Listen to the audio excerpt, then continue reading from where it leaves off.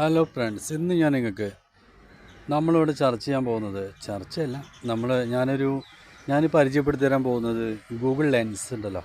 Google ലെൻസിൽ നമുക്ക് കൂടുതലായിട്ട് ചെയ്യാൻ പറ്റുന്ന ഏറ്റവും പ്രധാനപ്പെട്ട കുറച്ച് കാര്യങ്ങളാണ്. അതായത് ഗൂഗിൾ ലെൻസ് എന്താണെന്ന് അറിയാത്തവരുണ്ട് ഇഷ്ടം പോലെ. ഗൂഗിൾ ലെൻസിനെ പറ്റി എല്ലാം അറിയുന്നവരുണ്ട്, അപ്പോൾ അറിയാത്തവർ ഇഷ്ടം പോലെ ഉണ്ടാവും.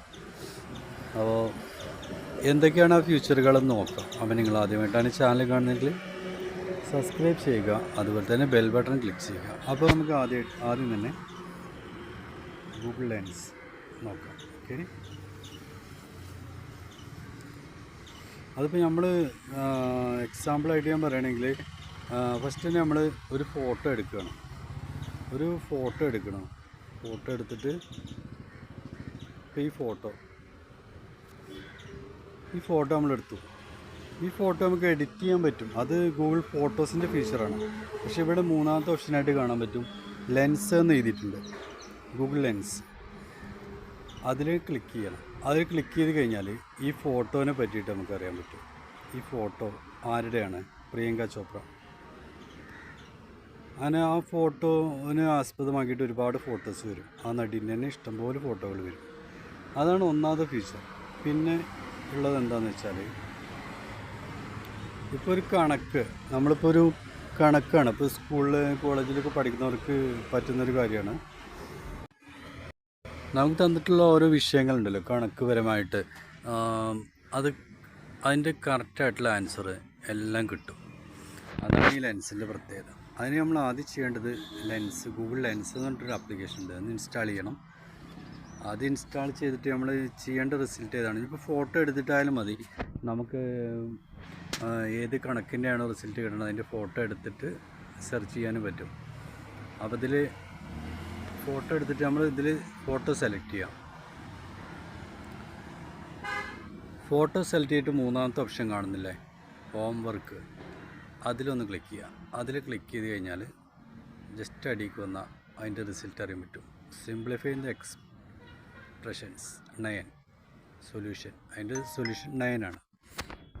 ഓക്കെ, അതാണ് ഒന്നാമത്തെ ഫീച്ചർ. പിന്നെ നമുക്ക് നോക്കാം.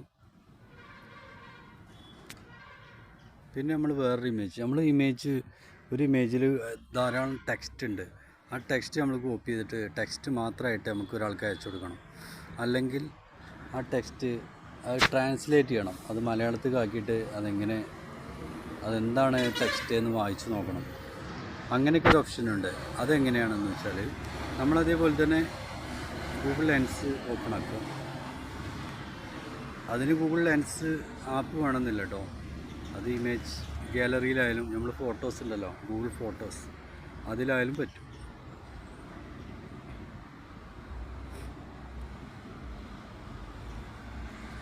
അതിൽ നമ്മൾ ആ ഇമേജ് സെലക്ട് ചെയ്ത് കഴിഞ്ഞാൽ ലെൻസ് എന്നുള്ള ഓപ്ഷൻ ഉണ്ടോ, അതിൽ ക്ലിക്ക് ചെയ്ത് കഴിഞ്ഞാൽ നമുക്ക് ഏത് ഭാഗമാണോ വേണ്ടത് അത് മാത്രം ഇങ്ങനെ സെലക്ട് ചെയ്യുക. എന്നിട്ട് ടെക്സ്റ്റ് വേണമെങ്കിൽ ടെക്സ്റ്റ് എടുത്ത് കോപ്പി ചെയ്യാം. അല്ല അത് ട്രാൻസ്ലേറ്റ് ചെയ്യുകയാണോ വേണ്ടത് എങ്കിൽ അത് ട്രാൻസ്ലേറ്റ് ചെയ്യാം.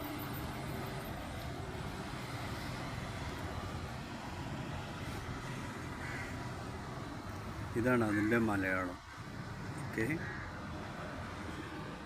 അപ്പോൾ ഇത്രയേ ഉള്ളൂ. നമുക്കൊരു വലിയ ഇമേജ് കിട്ടിക്കഴിഞ്ഞാൽ, ടെക്സ്റ്റ് ഇമേജ് കിട്ടിക്കഴിഞ്ഞാൽ അത് എക്സ്പ്ലെയിൻ ചെയ്യാൻ നമുക്ക് വേറെ ഒന്നും ചെയ്യണ്ട. ജസ്റ്റ് ഗൂഗിൾ ലെൻസ് ഉണ്ടെങ്കിൽ നമുക്കത് എക്സ്പ്ലെയിൻ ചെയ്യാൻ പറ്റും. ഓക്കെ, അപ്പോൾ ഇത് മാത്രമല്ല കേട്ടോ, ഇഷ്ടംപോലെ ധാരാളം ഫീച്ചറുകളാണ് നമ്മളെ ഗൂഗിൾ ലെൻസ് എന്ന് പറയുന്ന ഈ ഒരു ആപ്ലിക്കേഷൻ നമ്മുടെ ഗൂഗിൾ പ്രൊവൈഡ് ചെയ്യുന്നത്. ഇഷ്ടം പോലെ എന്ന് പറഞ്ഞാൽ നമുക്കൊരു പ്രൊഡക്റ്റ് കിട്ടിക്കഴിഞ്ഞാൽ അതെന്താണ്, ഒരു ഫോട്ടോ കിട്ടിക്കഴിഞ്ഞാൽ അതെന്താണെന്ന് നോക്കാൻ, അങ്ങനെ സെർച്ച് ചെയ്യാൻ എല്ലാം പറ്റും ഈ ഗൂഗിൾ ലെൻസ് ഉണ്ടെങ്കിൽ. അങ്ങനെ ധാരാളം ഫീച്ചറുകളാണ് ഈ ഗൂഗിൾ ലെൻസിലുള്ളത്. അപ്പോൾ ഓക്കെ, ഇന്നത്തെ വീഡിയോ ഇതാണ്. അപ്പോൾ വീഡിയോ ഇഷ്ടമായെങ്കിൽ ലൈക്ക് ചെയ്യുക, നിങ്ങളുടെ ഫ്രണ്ട്സിന് ഷെയർ ചെയ്ത് കൊടുക്കുക, ചാനൽ സബ്സ്ക്രൈബ് ചെയ്യുക. നിങ്ങൾക്ക് എന്തെങ്കിലും അഭിപ്രായങ്ങൾ പറയാനുണ്ടെങ്കിൽ കമൻ്റായിട്ട് പറയാം. Okay, thank you.